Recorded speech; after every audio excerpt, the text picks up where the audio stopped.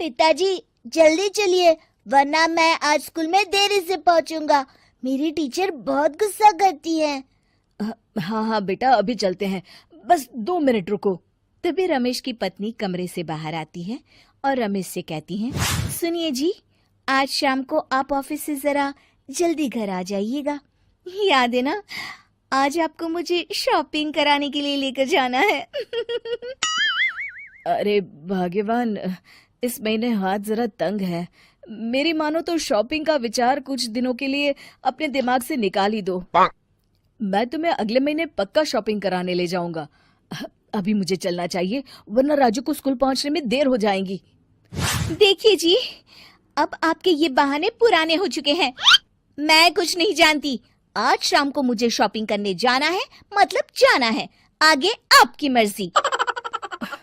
अच्छा ठीक है भाग्यवान, अब तुम पूरा घर सर पर मत उठाओ, मैं कुछ करता हूँ। इतना कहकर रमेश अपने बेटे राजू को लेकर वहां से चला जाता है। घर से निकलने के लिए रमेश जैसे ही अपनी मोटरसाइकिल शुरू करता है, तभी उसकी माँ उसे आवाज देकर कहती है, अरे रमेश, आज शाम को मुझे कुछ पैसे दे देना। याद है ना, मैंने तुझसे कहा था कि मुझे मंदिर में चढ़ावा चढ़ाना है। अरे माँ, मेरी तनख्वाह आने में अभी 10 दिन बचे हैं। अभी मेरे पास बिल्कुल पैसे नहीं है। हाँ, मेरी तनख्वाह मिलते ही मैं तुम्हें पैसे दे दूंगा। रमेश की माँ चिढ़कर कहती हैं, अरे तेरा दिमाग तो खराब नहीं हो गया? मैंने तेरे भरोसे मंदिर के पुजारी जी से वादा कर दिया है और तू कह रहा है कि पैसे नहीं है। अब मैं पुजारी जी को क्या जवाब दूंगी? तुझे तो मेरी इज्जत की भी कुछ परवाह नहीं है। अच्छा ठीक है माँ, अब तुम गुस्सा मत करो, मैं शाम तक कुछ इंतजाम करता हूँ। इतना कहकर रमेश वहां से चला जाता है। फिर दोपहर को जब रमेश अपने दफ्तर में बैठा होता है, तब उसे अपनी पत्नी और माँ की बातें याद आती हैं। रमेश अपने दफ्तर के एक साथी मोहन से कुछ रुपए उधार मांगता है। अरे भाई मोहन, मेरा एक छोटा सा काम कर दो, मुझे कुछ रुपयों की सख्त जरूरत है। मुझे कुछ दिनों के लिए क्या तुम रुपए उधार दे सकते हो? अरे रमेश भाई, मैं तुम्हें पैसे उधार तो दे सकता हूँ, लेकिन मुझे वक्त पर पैसे लौटा देना।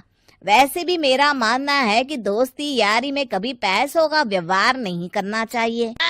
ये कहावत तो तुमने सुनी ही होगी कि उधार प्रेम की कैंची है। मैं नहीं चाहता कि पैसों को लेकर हमारा रिश्ता खराब हो। अरे मोहन, तुम बिल्कुल चिंता मत करो, मैं तुम्हारे पैसे वक्त पर लौटा दूंगा। फिर मोहन रमेश को पैसे दे देता है। शाम को घर आकर रमेश कुछ पैसे अपनी माँ को देता है और साथ ही अपनी पत्नी को भी शॉपिंग कराने बाजार लेकर जाता है। रमेश की पत्नी और उसकी माँ का स्वभाव जरूरत से ज्यादा खर्चीला होने के कारण दोनों हमेशा बेवजह पैसे खर्च करती हैं।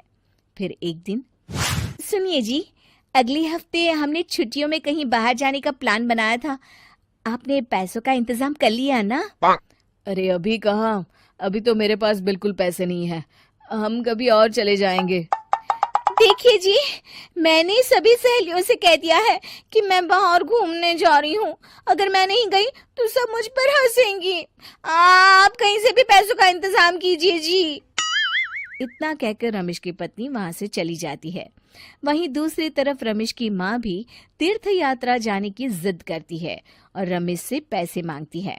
फिर अगले दिन रमेश एक सेठ से पैसे उधार लेकर अपनी पत्नी और बेटे को घुमाने ले जाता है और अपनी माँ को भी तीर्थ यात्रा पर भेज देता है। लेकिन जैसे ही रमेश अपनी छुट्टियां बिताकर वापस आता है, कर्जदार उसका जीना मुश्किल कर देते हैं। इतना ज्यादा कर्ज एक साथ अपने ऊपर देख रमेश काफी परेशान रहने लगता है। फिर एक दिन राजू की स्कूल की फीस वक्त पर न भर पाने के कारण रमेश को स्कूल में बुलाया जाता है। स्कूल के प्रिंसिपल साहब रमेश को सख्त हिदायत देते हैं कि अगर वक्त पर स्कूल की फीस नहीं भरी गई तो उनके बेटे का नाम स्कूल से काट दिया जाएगा। अपने बेटे की स्कूल की फीस भरने के लिए रमेश अपने दोस्त गिरधारी से कुछ पैसे उधार ले लेता है और स्कूल की फीस भर देता है। रमेश की माँ और उसकी पत्नी खर्चे और घर की जिम्मेदारी संभालते संभालते धीरे धीरे रमेश पूरी तरह कर्ज में डूब जाता है और तभी एक दिन दफ्तर में काम करते समय रमेश की तबीयत अचानक बिगड़ जाती है और वो बेहोश होकर गिर पड़ता है। उसे जल्दी से पास के एक अस्पताल में भर्ती कराया जाता है। रमेश के घर वालों को ये बात पता चल जाती है तो वे सभी अस्पताल पहुंचते हैं। अस्पताल के डॉक्टर साहब उन्हें बताते हैं, देखिए, देर रात तक जागने और जरूरत से ज्यादा काम करने की वजह से इन्हें चक्कर आ गया था। बेहतर यही होगा कि इन्हें कुछ दिनों के लिए पूरी तरह आराम करने दिया जाए। रमेश की हालत देखकर उसके बेटे राजू को बहुत गुस्सा आता है और वो अपनी दादी और माँ से कहता है, माँ, दादी, मैं इतना छोटा हूँ, फिर भी मैं इतना समझता हूँ कि पिताजी दिन रात दफ्तर में काम करके पैसे कमाते हैं। पिताजी अकेला पूरा घर संभालते हैं और आप दोनों अपने फिजूल के खर्चों के लिए उन पर दबाव डालते रहते हैं। आज पिताजी की हालत के जिम्मेदार तो आप दोनों हैं। राजू की समझदारी भरी बातें सुनकर रमेश की माँ और पत्नी को अपनी गलती का एहसास होता है और दोनों की आंखों में आंसू आ जाते हैं। फिर कुछ दिनों के बाद रमेश की तबीयत एकदम अच्छी हो जाती है और वो पहले की तरह अपने काम पर जाने लगता है। रमेश की माँ और पत्नी अब उसे किसी प्रकार की कोई तकलीफ नहीं देते और ना ही उससे किसी चीज की मांग करते हैं। फिर देखते ही देखते रमेश अपने कर्ज के सारे पैसे चुका देता है। उसकी जिंदगी पहले की तरह अच्छी हो जाती है और वो अपने परिवार के साथ खुशी खुशी रहने लगता है। शिक्षा, हमारे रिश्ते एक तराजू की तरह होते हैं जिसकी दोनों ओर जिम्मेदारी और समझदारी का वजन बराबर होना चाहिए।